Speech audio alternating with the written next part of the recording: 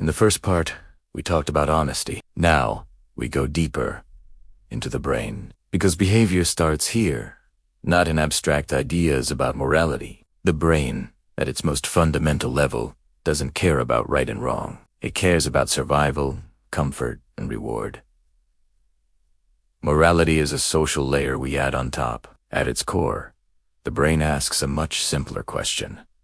Did this help me? Lying works, neurochemically, because of relief. It's not about the excitement of getting away with something. It's about stress disappearing, danger becoming distant, pressure being reduced. When you tell a lie and successfully avoid a problem, your brain logs that event.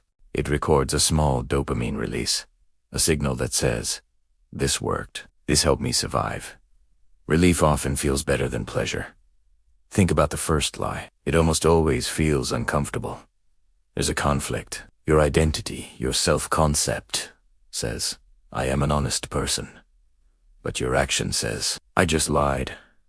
This internal tension, this cognitive dissonance, is stressful. The brain doesn't like stress, so it immediately goes to work to resolve it. It starts to explain the action to itself. It wasn't really a lie. It was just a simplification. It was necessary to avoid a bigger problem. It was harmless. No one got hurt. The brain is a master storyteller, and its favorite story is the one that makes you the hero, or at least, not the villain. It reframes the action to reduce the internal conflict. Then comes the second lie. The second lie is easier. The brain has been here before. It has a pathway for this. There's less fear, less stress.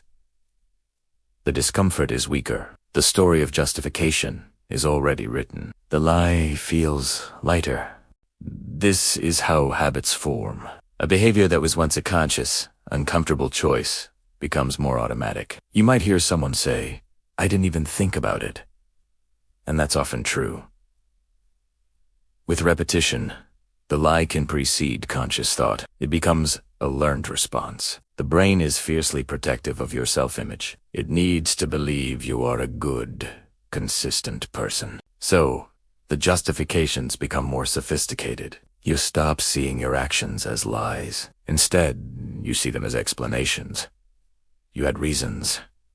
Your logic feels clean and sound. This internal comfort is more powerful than external facts. Comfort beats truth because comfort reduces stress, and the brain is wired to reduce stress. Repeated small lies become shortcuts. They are no longer decisions. They are responses. The brain prefers efficiency, and a well-practiced lie is an efficient way to avoid a difficult conversation or an uncomfortable truth. This automatic lying happens before you have a chance to reflect. Only later, after the fact, does the conscious mind step in to justify what the subconscious brain has already done. It's a backward process. Action first, rationalization second. Now let's consider the alternative. Honesty has costs, at least in the short term. It can lead to conflict. It can cause embarrassment. It requires vulnerability. The brain is an expert at cost-benefit analysis, but it's heavily biased toward the immediate. Lying often seems cheaper right now. The long-term consequences, like damaged trust or a corrupted self-concept, feel distant and abstract. The immediate relief from telling a lie feels real and concrete. The brain chooses the immediate reward. This is where the path to bigger transgressions, like cheating, begins. Cheating happens when a perceived reward meets an opportunity. The brain has already learned a critical lesson from small lies. Breaking the rules can work. It can bring relief and reward. So, the step from a small lie to a larger breach of trust feels smaller than you might think. The barrier has already been weakened. You often hear people in these situations say, "I had no choice." This is a fascinating piece of stuff. In almost every case, there were choices. They were just uncomfortable, difficult, or costly choices. The brain cleverly reframes, "I didn't want to face the discomfort," into the much more powerful and blameless statement, "I had no choice." It absolves the self of responsibility. Let's pause and reflect. Nothing we have discussed here requires a person to be evil. It doesn't require malicious intent. It just requires a normal human brain doing what it evolved to do: reduce risk, seek reward, and preserve comfort. It's a system optimizing for short-term survival. This is why simple judgment so often fails. We tend to judge people's intentions, labeling them as good or bad.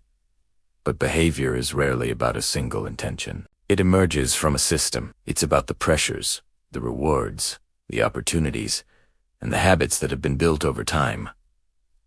The pattern is more telling than the label. Understanding the system, both in ourselves and in others, is the first step toward changing it.